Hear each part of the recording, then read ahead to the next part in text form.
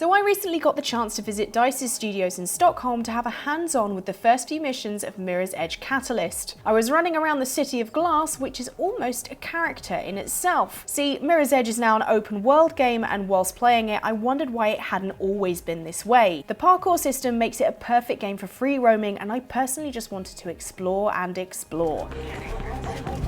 Plus, I mean, really, parkour was created by people who didn't want to take the one route everyone usually takes, so it makes far more sense to have freedom of movement than sticking to one path. However, if you pop a waypoint on your city map, you do have the option of using runner vision to show you a suitable route across the rooftops, which you can follow as much or as little as you like. See, whilst the whole city has that white, stark, dodgy corporation look to it, each building has been individually designed with multiple routes for players to take. As you play through the story, the open world opens up new missions, with races to complete, things to deliver, collectibles to look out for, and people to bump into. Don't fall off.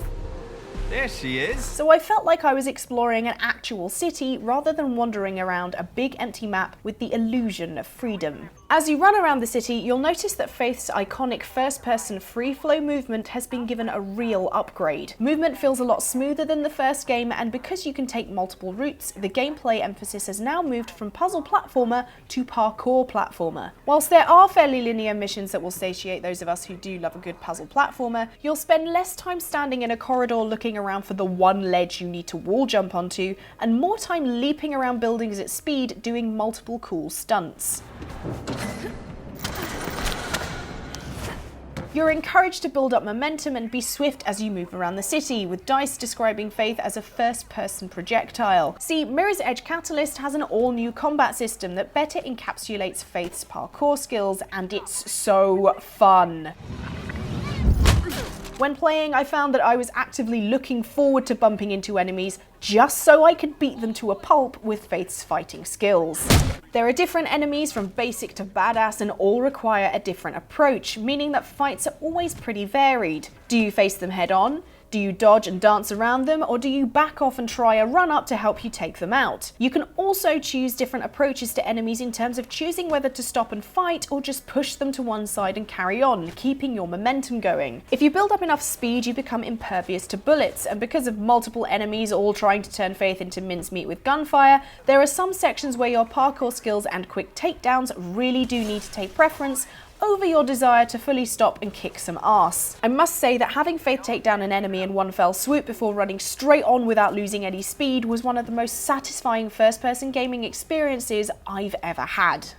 Whoa, that case cycle will be sore tomorrow. Faith's parkour and fighting skills are also upgradable, using XP gained from completing missions and tasks around the city. There are all new skills as well as some classics, with new parkour abilities that will help Faith reach new areas, and upgrades to combat that will help you find out more about your enemies and learn new ways to take them down. One I had to upgrade straight away was the classic quick turn, which I loved in the previous game, especially when jumping off walls.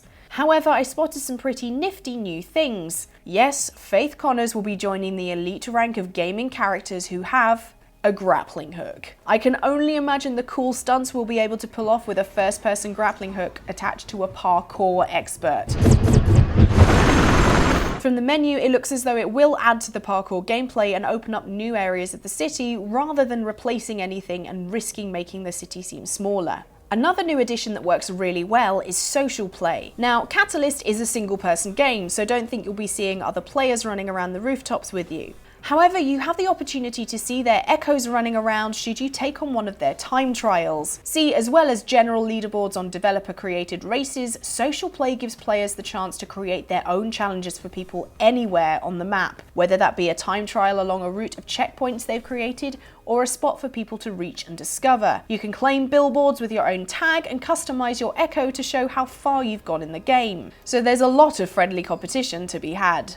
I tried some of these new features with Jeremy, the lead gameplay designer on Catalyst, in a video that will be coming your way soon. So subscribe and keep an eye out for that to find out more about social play and to see it in action. Last but not least, there's the story, and it looks like Rhianna Pratchett has cooked up something good. We meet Faith as she is released from juvie and taken off the grid by the runners she was raised by. It's a good action-packed opening. Catalyst is a prequel, so players will get to find out more about Ms. Connor's past as they clamber around the city's rooftops. I'm personally interested to see if we'll learn about what sparked her love of running into lifts in the last game. For now, it looks like we'll be finding more about what happened to Faith's parents during the protests and what led her to be where she was in the first game. Whilst playing, I already stumbled across a collectible recording that was made by someone named Celeste.